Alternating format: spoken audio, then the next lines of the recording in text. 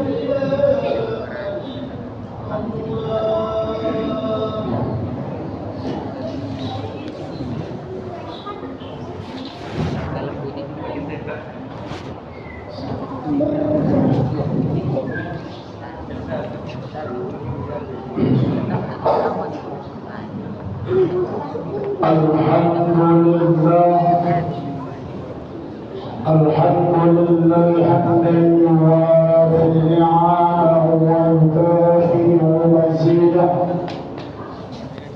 Ya Rabbana lakal hamdu wa lakal syukr kama yanbaghi li jalali wajhikal karim wa li 'azimi sultanik. سبحانك اللهم لا نحصي ثناء عليك كما أثنيت على نفسك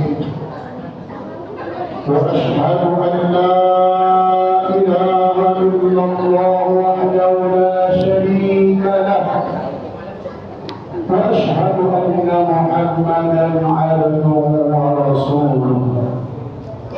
اللهم صل على سيدنا ونبينا وحبيبنا وشفينا وذخرنا ومولانا محمد وعلى آله وأصحابه ومن تبعه السنة إلى يوم القيامة. أما بعد فيا أيها الآمرون أوصيكم ونفسي بتقوى الله فقد فاز المتقون كما قال الله تعالى في كتابه الكريم. أعوذ بالله من يا أيها الذين آمنوا اتقوا الله حق تقاته ولا تموتن إلا وأنتم مسلمون. صدق الله العظيم. Saudara-saudaraku, saudara mahkamah Masjid Ar-Rahman yang dirahmati dan diberkahi oleh Allah Subhanahu wa Ta'ala. Kembali kita bersyukur kepada Allah atas segala nikmat-nikmat yang telah Allah berikan sama kita. Agar Allah berikan nikmat-nikmat yang telah Allah berikan sama kita, maka marilah kita mensyukuri atas nikmat-nikmat yang telah Allah berikan.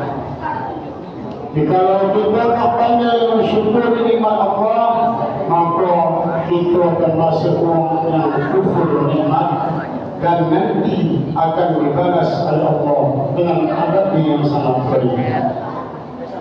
Dan juga di hari Jumat yang telah berkah ini, marilah sama-sama kita memperdoakan salawat kepada Rasulullah Sallallahu Alaihi Wasallam. Agar apa? Agar nanti kita termasuk umat Rasulullah yang selalu mengikuti sunnah Rasulullah, selalu bersolat kepada Rasulullah, yang nanti berhak mendapatkan syafaat dari baginda Rasulullah Sallallahu Alaihi Wasallam dengan izin Allah Subhanahu wa Ta'ala. Dan juga melalui banyak mulia ini, khatib berwasiat khususnya untuk khatib sendiri dan kepada kita semua jamaah yang akhir zaman ini, umat akhir zaman ini, marilah sama-sama kita selalu tingkatkan ketakwaan kita kepada Allah dengan melakukan semua perintah-perintah Allah dan menjauhkan semua yang dilarang oleh Allah Subhanahu wa Ta'ala dengan semampu kita. Saudara-saudara muslim dan mahkamah yang dirahmati dan diberkahi oleh Allah Subhanahu wa Ta'ala, ada sebuah kisah dari sahabat Rasulullah yang bernama Simak bin Khurashah Al-Ansari atau Abu Hujah. Sahabat Rasul ini seorang yang mahir pandai berperang. Apabila disuruhkan jihad atau berperang, dialah yang paling barisan paling dekat, dia paling dekat. Namun dalam kehidupannya, Abu Simak bin Khurashah ini atau Abu Dujana ini dia termasuk orang yang miskin. Dia punya miskin. Tapi walaupun dia miskin, dia tetap menjaga salat di waktunya, tetap berjamaah di masjid, tak pernah ketinggalan salat jamaahnya, tetap bersama Nabi di Masjid Nabawi. Namun setelah habis salat, Abu Jannah ataupun Simak bin Khurashah ini, dia tak berzikir sama Rasul. Habis salam, berzikir dan berbagi. Begitulah yang dilakukan Simak bin Khurashah itu. Dia baik. Lalu Rasulullah mendapatkan kabar pemerintah bahwasanya Simak bin Khurashah ini habis salat langsung balik. Rasulullah mengambilnya dan bertanya kepada Simak bin Khurashah Abu Dujana, wahai Abu Dujana dan Simak bin Khurashah Al-Ansari, mengapa kamu habis salat langsung balik? Apakah kau tak lagi rindu sama aku kepada Rasul? Apakah kau tak berdoa sama aku kepada Rasul? Apa kata Abu Dujana? Aku mau Rasul. Aku ada Rasul bersama-sama kau. Aku ada berdoa sama kau Rasul. Tapi ya Rasulullah, aku harus cepat-cepat balik. Aku harus mengambil aku di dekat rumahku itu, halaman rumahku ada sebagian rumah yang hanya condong ke tanah berusul, dalam rumah berusul. Kenapa aku coba? Aku harus coba balik.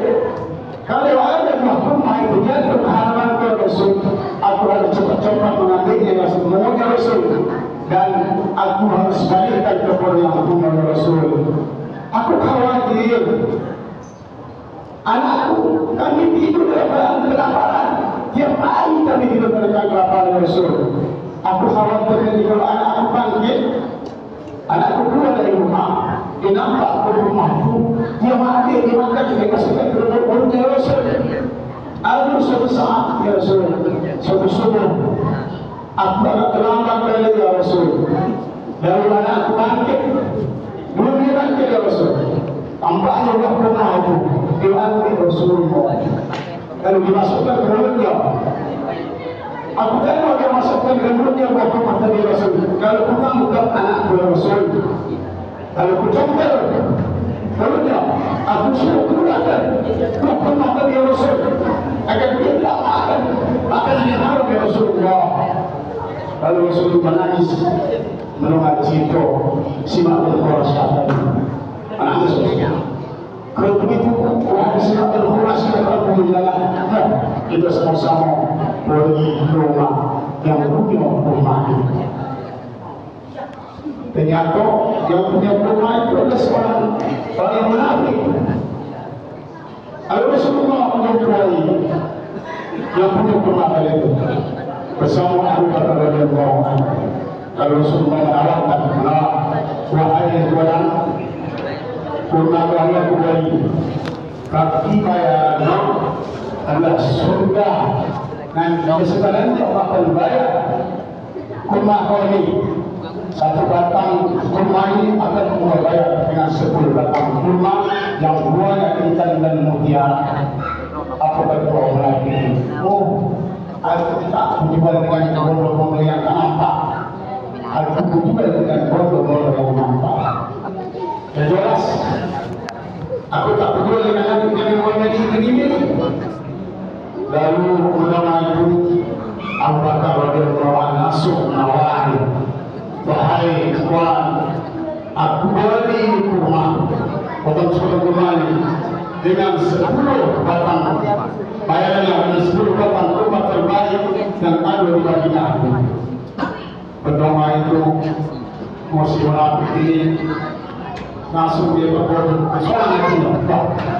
Jadi mahal ini 1 batang kurma dibayar dengan 10 batang kurma yang terbaik di Madinah. Lalu dia sepakat menjual kepada Abu Bakar radhiyallahu anhu. Kalau dia balik ke mana? Siapa lagi tadi? Penyesalan lagi sekali lagi bilang, wahai biniku, aku tadi tak menjual sebatang kurma ini dengan 10 batang kurma yang terbaik yang ada sekarang di beberapa kota ada di Madinah. Masalah hatinya, aku dah bilang sama dia, dia tak tahu bahwasanya kurma ini tetap tumbuh di halaman rumah dan tak tumbuh di halaman rumah. Kalau Simak bin Khurasyah itu nanti kalau kita jatuh buahnya nanti itulah yang diingatkan oleh Simak dan Rasulullah mengatakan kepada Abu Bakar, Abu Bakar, Allah nanti akan membayarnya 10 batang kurma terbaik, nanti Allah akan ganti dengan balasan dari Allah Subhanahu wa Ta'ala. Namun biasakan hanya dengan izin Allah, hukumnya pokok kurma itu tumbuh ataupun dia balik tumbuh di halaman rumah Simak bin Khurasyah. Jadi di kisah ini apalah yang dapatkan dari hikmah. Yang pertama, hikmah yang akan diambil Simak bin Khurasyah ini, walaupun dia susah, walaupun dia miskin, pertama sekali dia tak pernah meninggalkan salat 5 waktu. Dan dia tetap salat berjamaah di masjid. Itu yang pertama. Yang kedua, silakan manusia ini sangat berhati-hati dalam menjaga kehalalan rezeki yang diberikan oleh Allah Subhanahu wa taala. Dan kisah ini mengajarkan kepada kita semua agar selalu menjaga kehalalan rezeki kita. Cuma pertama itu silakan berasa agar kalau bukan dia takut sembunyi rumah masuk dalam mulut anaknya. Dia takut akan awak masuk dalam mulut anaknya. Anaknya kita sekarang apa itu kita khawatir dengan anak-anak kita di sekolahnya ataupun di luar di mana lain. Dia akan sendiri buah mengkal yang mengtahan tengok sini bola tiba-tiba diambil bawa tiba biji dan dibawanya balik. Apa yang bertanya bola itu dan mana ini kalau saya orang ini orang bertanya apa bertanya orang tidak khawatir makanan yang dimakan oleh anak itu dimasukkan dalam mulutnya makanan yang haram.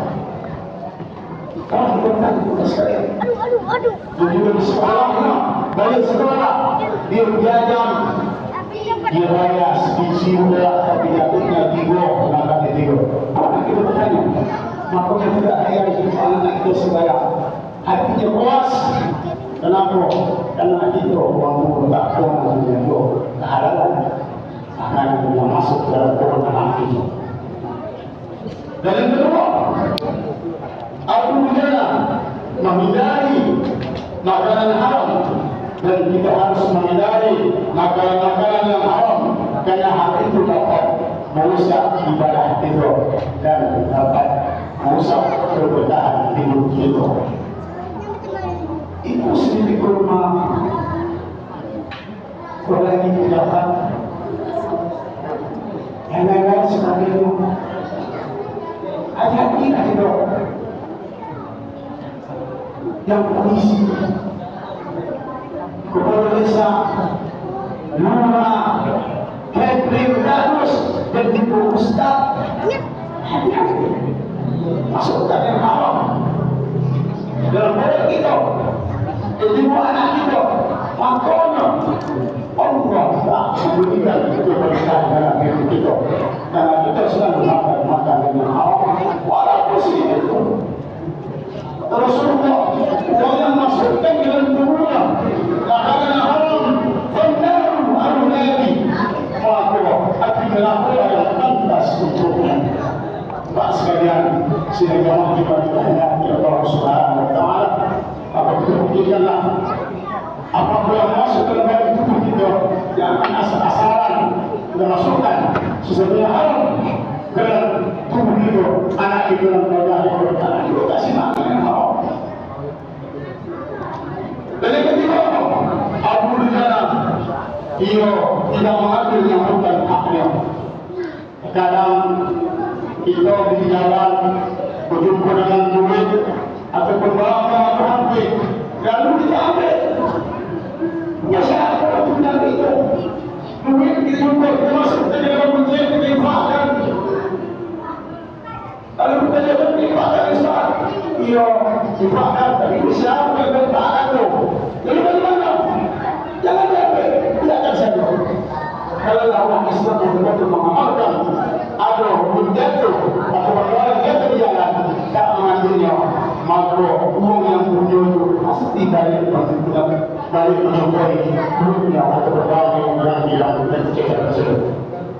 Tapi kita tak mengamalkan itu mengambil yang berhak kita maka itu akan apa kata يمشون لك أجل البدن وأرحم الذين عليهم غير ويأكلون أموال الناس بالباطل بالباطل والله عنها uang yang makan atau mengambil sesuatu yang bukan nanti ruhnya akan tergantung di antara langit dan bumi la tasilu ila sama ila jannah wala ila sama akan sampai ke surga dan akan sampai ke langit. Pak sekalian, silakan yang mahal yang harus. Bapak bersekolah jangan makan yang bukannya itu. Sesungguhnya Bapak sekalian, untuk masuk surga Allah Subhanahu wa taala tak kalah susah-susah.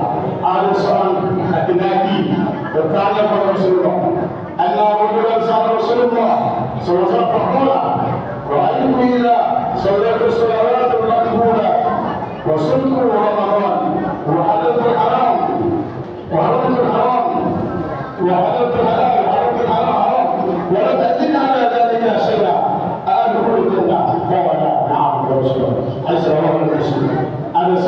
Ada bertanya kepada Rasulullah, wahai Rasulullah, sesungguhnya aku cuma salah di waktu, kemudian merasakan aku bisa suruh, kemudian aku salat cuma puasa Ramadan, dan aku memakan makanan yang halal, makan yang halal, dan aku mengharapkan yang haram, dan tak pernah masuk ke dalam tubuh yang haram. Ini berkata dan aku dalam haji, dan aku tak akan menambah amalan-amalan lain. Cukup selama waktu puasa Ramadan, makanan yang halal, yang benar haram, dan tak ada amalan-amalan lain. Aku berkata ya Rasul, apa aku bersyukur ya Rasul? Aku bersyukur. Oh, na'am, ya kau bersyukur. Maka dari itu, janganlah tauhid, jangan diberikan kehidupan yang sementara ini untuk mengambil yang haram dan adalah yang halal. Kullu anfusakum wa ahlikum nar. Jauhi kita, anak-anak kita dan keluarga kita agar jangan masuk dalam penyakit Allah Subhanahu wa taala. Dan juga kita berkorban bagi siapa yang mengambil haram walaupun ada surga tanah, maka nanti pada kiamat akan diminta dilapis bumi. Itu tanah, jangan mengeser patok tanah, jangan digeser patok lagi. Itulah kita. Jangan digeser-geser. Rasulullah, siapa yang menggeser patok bersekali nanti dia berakhir menjauhkan. Kalau bukan nanti dilapis tanah.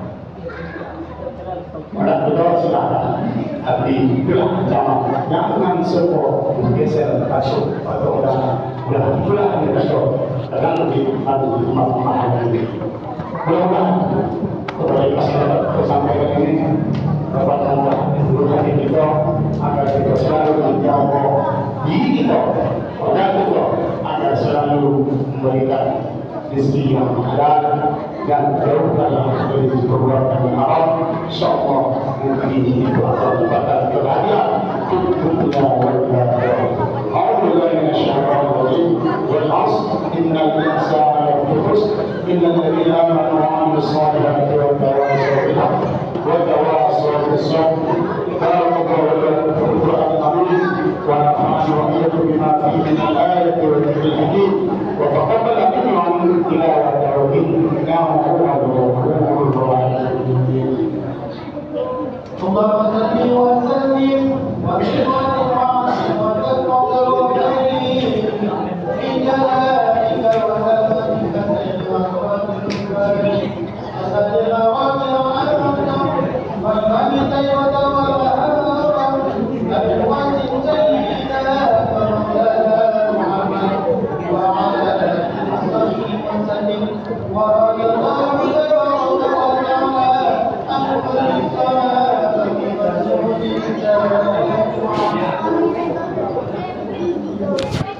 Alhamdulillah.